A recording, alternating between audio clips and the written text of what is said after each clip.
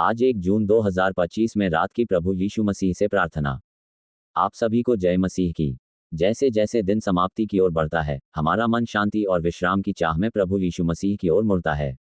ये रात हमारे लिए एक नया अवसर लेकर आई है, जहां हम प्रभु के चरणों में बैठकर अपनी बात कह सकते हैं, अपने दिल की पीड़ा और खुशियों को साझा कर सकते हैं। जीवन में कई बार हम संघर्ष और कष्टों से घिरे होते हैं, लेकिन प्रभु की प्रार्थना में हमें वह ताकत मिलती है जो हर परिस्थिति को पार करने में हमारी मदद करती है।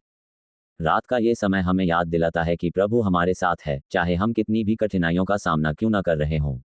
जब दुनिया के सारे रास्ते बंद नजर आते हैं, तब यीशु मसीह ही हमारा रास्ता बनकर सामने आते हैं। हम प्रार्थना में उनसे अपना मन खोलकर कह सकते हैं कि हमारे अंदर जो भी भय, चिंता या दुख है, उसे वे अपने प्रेम और दया से दूर करें।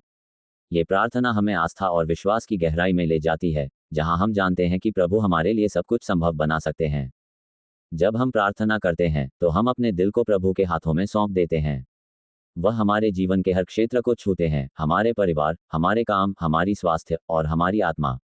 ये समय होता है जब हम अपने पापों के लिए क्षमा मांगते हैं, अपने मार्गदर्शन के लिए उनसे विनती करते हैं और उनके प्रेम की आवश्यकता महसूस करते हैं। प्रभु यीशु मसीह की प्रार्थना हमें ये सिखाती है कि जब हम उन्हें अपनी हर बात बताते हैं, तो वे हमें सुनते हैं और हमें कभी अकेला नहीं छोड़ते। रात की इस प्रार्थना में आप अपने दिल की गहराई से प्रभु को याद करें। उनके नाम में प्रार्थना करें कि वे आपके जीवन में प्रेम, शांति और आनंद भर दें। आप ये भी प्रार्थना कर सकते हैं कि वे आपको हर दिन उनकी इच्छा के अनुसार चलने की शक्ति दें।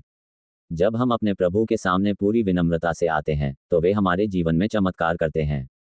आपकी प्रार्थना में धैर्य और विश्वास होना चाहिए, क्योंकि प्रभु समय के मालिक हैं और उनके निर्णय हमेशा हमारे लिए भले होते हैं। प्रभु यीशु मसीह ने कहा है कि हम उनके नाम से कुछ भी मांगें तो वह हमें देंगे।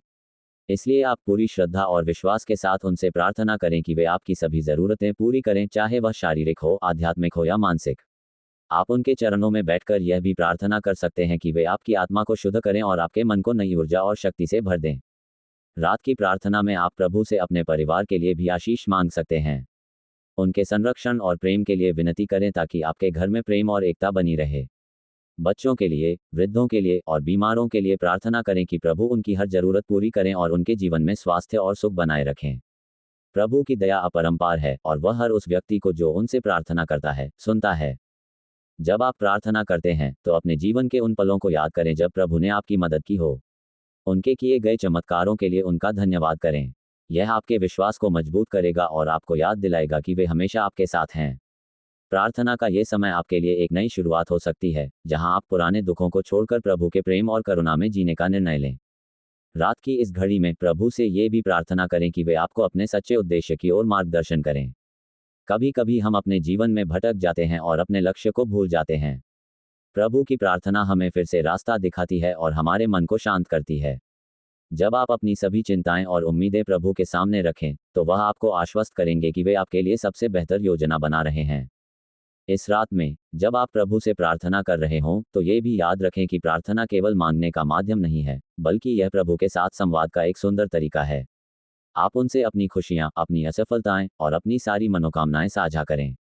उनके प्रेम को महसूस करें जो हर परिस्थिति में आपका सहारा बनता है। अंत में, यह विश्वास लेकर सोएं कि प्रभु यीशु मसीह आपकी हर समस्या का समाधान करेंगे। उनकी दया आपके ऊपर बनी रहेगी और वे आपको हर बाधा से पार निकालेंगे। आपका मन शांति और आराम से भर जाएगा, क्योंकि प्रभु के प्रेम में विश्राम पाना सबसे बड़ी खुशी है। हे पिता परमेश्वर, इस प्रार्थना को हमारे उद्धारकर्ता प्रभु यीशु मसीह के नाम से मांगते हैं। आमीन।